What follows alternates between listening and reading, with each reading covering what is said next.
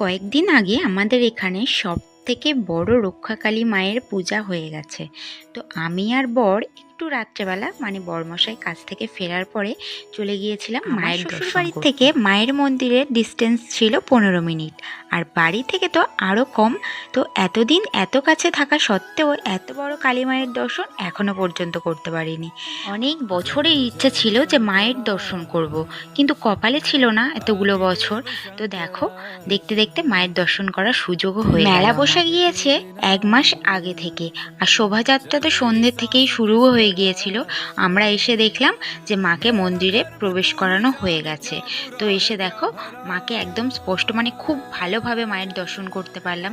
মনটা একদম শান্তিতে ভরে গেল। মুখে শুনেছি আর আজকে প্রথম মানে নিজের চোখে দেখলাম।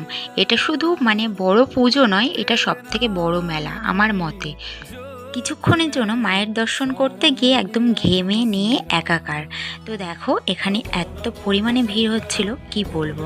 মন্দিরের বাইরেই ছিল ধূপ মোমবাতি জ্বালানোর ব্যবস্থা। তো এবছর এভাবেই তো মায়ের দর্শন হলো। সামনে বছর যদি মানে মাই চাই আর কি, আরও ভালোভাবে মায়ের পুজো দেব। বাইরে বেরিয়ে টুকটাক কিছু খাওয়া দাওয়া করে আর কিছু টুকটাক জিনিসপত্র কিনে বাড়ির দিকে চলে এসেছিলাম। তোমরা একটু দেখে নাও। তো চলো, আজকের মিনি ব্লগটা যদি ভালো লাগে